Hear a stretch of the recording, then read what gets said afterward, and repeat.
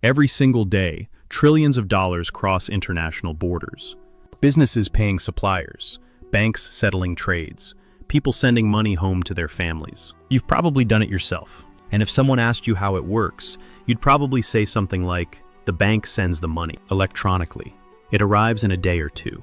That answer isn't wrong, but it's missing almost everything. Because the way money actually moves around the world is nothing like what most people imagine. And hidden behind the entire system is an organization that most people have never heard of. Most people picture international payments as something simple. You instruct your bank sends the money. It arrives. Somewhere in that process, a message travels from one computer to another. The funds move. Job done. The technology feels modern. The process feels routine. But the infrastructure underneath it, the actual plumbing of global finance, is older, more fragile, and more concentrated than almost anyone realizes. Here's what doesn't add up.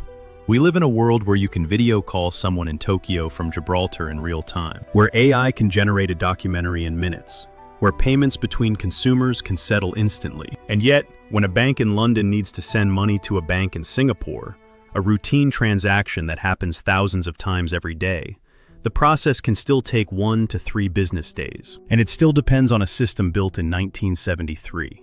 Why?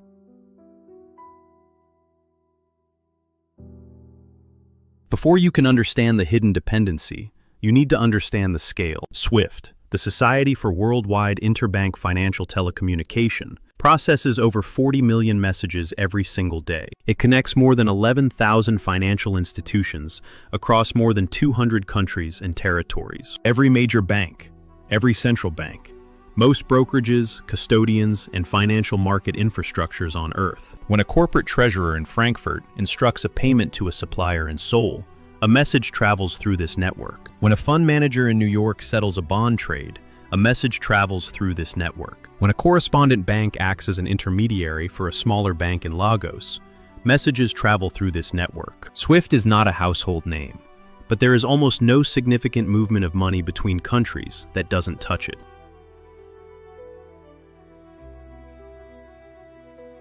If one organization sits at the center of global finance, surely the answer is to build something better, and many have tried.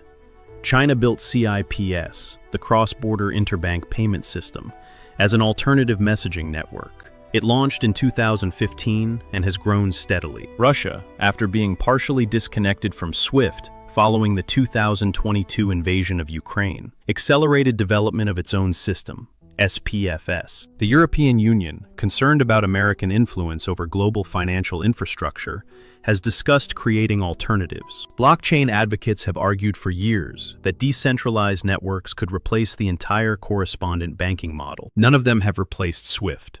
So why not?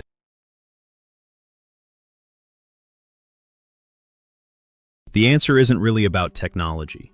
It isn't about speed or cost or even geopolitics. It's about something far more fundamental, something that took 50 years to build and that every bank in the world has structured itself around: the correspondent banking network and the messaging standard that holds it together. Here's the thing most people don't know about international payments.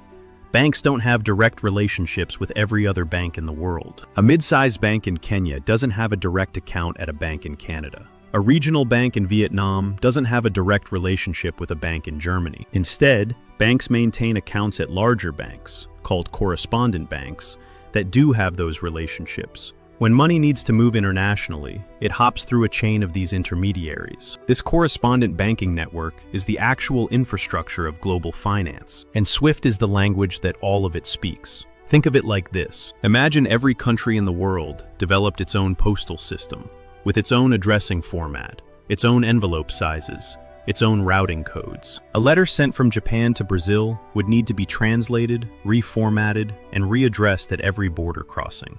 Now imagine that at some point, every postal system in the world agreed to use the same addressing standard, the same format, the same codes, the same routing logic. Suddenly, a letter written in Japan can travel to Brazil without anyone reformatting it. Every post office along the route understands it immediately. That's what SWIFT did for banking. It created a common messaging standard, a shared language, that every major financial institution in the world adopted. When your bank sends an international payment instruction, it formats that instruction using SWIFT's standards. the receiving bank reads it immediately. SWIFT launched in 1973 and sent its first live message in 1977. For nearly 50 years, every major bank, every central bank, every financial market infrastructure has built its operations, its systems, its compliance processes, and its teams around SWIFT's messaging standards. Layer upon layer of operational knowledge, technology integration, and regulatory expectation has accumulated on top of it, which means replacing SWIFT isn't a technology problem. It's asking an entire global industry, 11,000 institutions across 200 countries, to simultaneously agree to adopt something new. And in global finance, simultaneous agreement across competing institutions in competing jurisdictions is nearly impossible.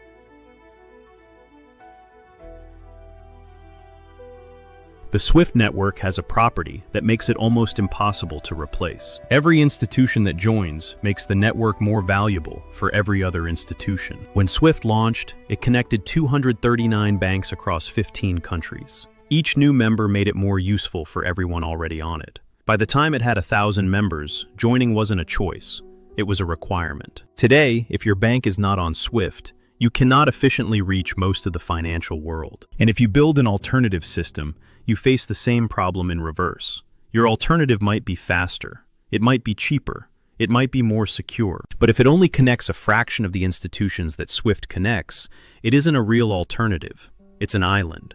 China's CIPS is a genuine and growing network, but it operates alongside SWIFT for most transactions, not instead of it. Russia's disconnection from SWIFT was genuinely disruptive. It made certain transactions slower and more expensive, but it didn't make them impossible, because the correspondent banking relationships still existed.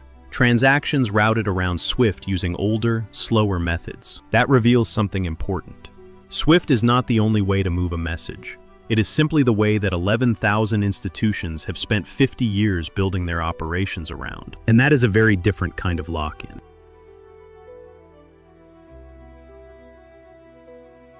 There are serious attempts underway.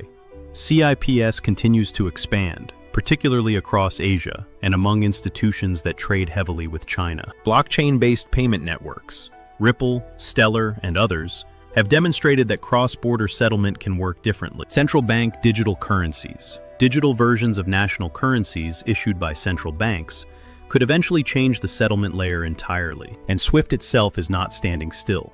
The network is currently migrating to a new messaging standard, ISO 20022, that promises richer data, faster processing, and better fraud detection. That last point is worth noting.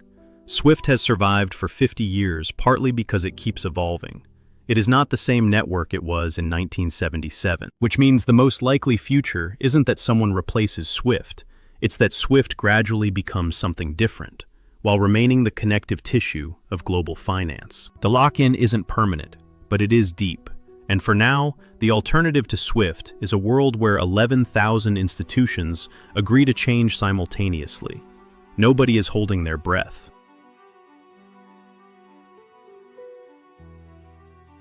This channel is about the thing behind the thing, the infrastructure that the visible world depends on, but that almost nobody talks about. In the first Hidden Paths video, we looked at ASML, a Dutch company that builds the only machines capable of producing the world's most advanced chips. In the second, we looked at NVIDIA, a company that built a software ecosystem so deep that the entire AI industry now depends on it. SWIFT is something different from both of those. It isn't a monopoly built on physics. It isn't a monopoly built on software. It's a monopoly built on trust. 50 years of every major institution on Earth deciding, repeatedly, that the cost of staying is lower than the cost of leaving. That's the hidden dependency behind global finance.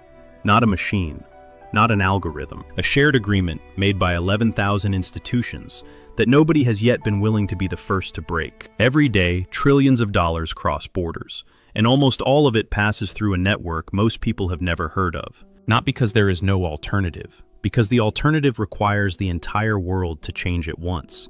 And in global finance, that is the hardest thing of all. That's a very different kind of power. If you want to understand how the world actually works, not the visible layer, but what's underneath it, subscribe to Hidden Paths. Next time, the world runs on shipping containers, but the infrastructure behind global trade is more fragile, more concentrated, and more invisible than almost anyone realizes.